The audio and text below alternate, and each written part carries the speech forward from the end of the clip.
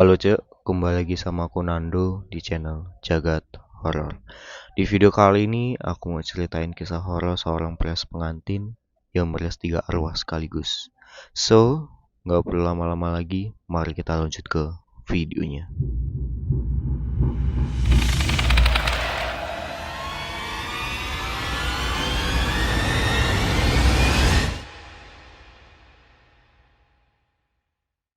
Jadi, ada seorang pria pengantin namanya Mbak Nirmala Arsya. Kita sebut aja Mbak Arsya ya. Jadi di hari Kamis dini hari, Mbak Arsya ini nggak bisa tidur. Dan waktu itu nunjukin jam 1 pagi. Ketika lagi tiduran, Mbak Arsya ini dengar ada suara ketukan pintu dari rumahnya. Ketukannya ini nggak 1-2 kali gitu, tapi berkali-kali.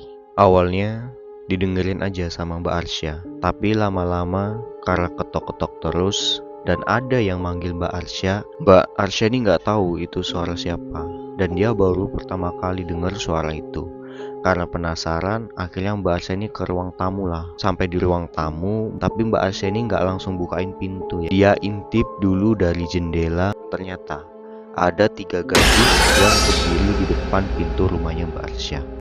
Dan di situ Mbak Arsya ini masih mastiin dari postur tubuhnya, bahkan sampai dilihat dari kakinya. Dan alhamdulillahnya 3 gadis ini kakinya nyentuh tanah semua. Karena nggak ada yang mencurigakan, akhirnya sama Mbak Arsya ini dibukakanlah pintu. Mitosnya ya Cek, kalau ada orang yang ngetok pintu rumah kalian atau mau bertamu gitu, tapi nggak ada salam, itu dipercayai bahwa yang bertamu bukanlah manusia, melainkan hantu. Dan ternyata maksud kedatangan 3 gadis ini ke rumah Mbak Arsya yaitu untuk minta dirias. Mbak Arsya ini awalnya mikir, kok ada ya orang yang mau dirias jam segini, gak janjian lagi, dan memangnya mau ada acara apa, kok bisa semendadak ini.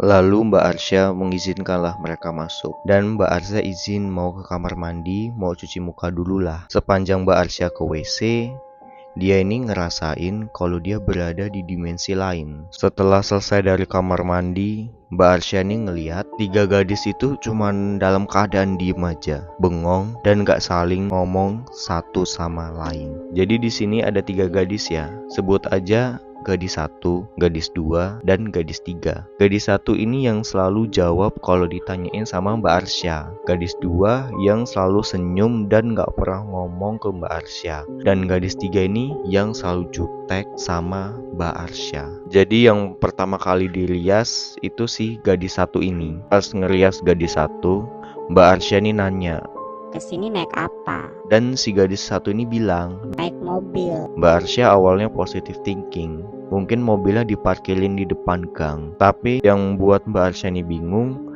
mereka kok bisa tahu kalau Mbak Arsya ini tukang rias, apalagi tahu kalau rumah Mbak Arsya ini di sini. Ngomong-ngomong ya Cek, rumahnya Mbak Arsya ini nggak pasang pelang di rumahnya. Karena masih penasaran, Mbak Arsya ini tanya lagi lah. Kok tahu saya tukang rias? Terus gadis 1 ini jawab, Mungkin Mbak Arsya belum pernah lihat saya, tapi saya tahu Mbak Arsya. situ Mbak Arsya makin bingung. Terus ditanya lagi lah. Lah emangnya di mana rumahnya? Si gadis ini bilang, Ke arah Tanah Abang, Mbak. Mbak Arsya di situ bingung, tambah bingung.